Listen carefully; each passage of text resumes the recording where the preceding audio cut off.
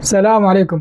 الهلال يفوز على اف سي كيجالي صاحب المركز ال 14 في ترتيب الدوري الرواندي باهداف والدين خضر بوجبا وصلاح عادل، ويصل للنقطة رقم 64 في ترتيب الدوري الرواندي، ويقترب من حسم لقب الدوري أكثر فأكثر ربما بعد جولتين أو 3 جولات. حاليا الترتيب الهلال ب 64 نقطة من 28 مباراة، الجيش ب 55 نقطة من 29 مباراة، يعني متفوق على الهلال أو لاعب مباراة أكثر عن الهلال.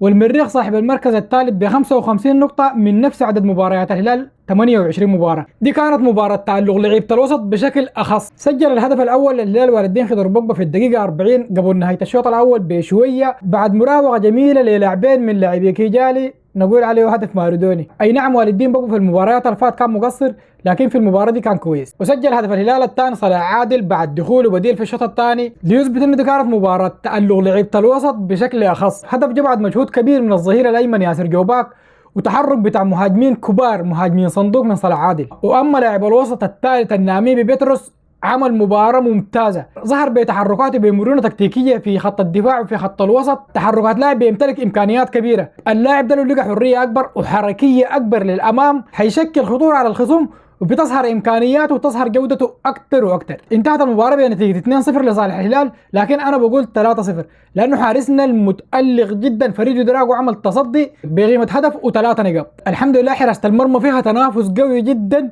ما بين ود المصطفى وفريدو دراغو، والبقية علشان تثبت مكانتك في التشكيلة الأساسية محتاج مجهود جبار. الهلال وصل للمباراة ثامنة على التوالي من غير تعثر ولله الحمد، ما بين انتصار وما بين تعادل ومن غير خسارة. طبعا في تقلبات ما بين التشكيلة وما بين العناصر اللي بتلعب نفسها. قريب الروماني كان بيلعب ب4-3-3، حاليا بقينا نشوف يلعب ب3-4-3. طالما في انتصارات وفي صدارة يبقى الناس تكتر من الصبر. واما المباراة الجاية دي الما بتقبل القسم على اثنين، مباراة مع الجيش الرواندي صاحب المركز الثاني والمنافس ليك مباشرة على اللقب. مباراة الانتصار فيها بيعني حسم اللقب بنسبة كبيرة جدا، علشان كده افضل العناصر واكثر العناصر اللي حاضره وجاهزه لازم تلعب المباراه. القصد انه تحسم لقب الدوري الرواندي بدري بدري خلال المباراتين او ال3 مباريات الجايات ديل قبل انطلاق دوري النخبه، لانه نحن عندنا الاساس والاهم دوري النخبه، لانه ده اللي بنبني عليه للبطولات الافريقيه. فال3 مباريات الجايه دي لازم يتحسموا تحت الجيش موهانه والشرطه، انتصر فيهم احسمهم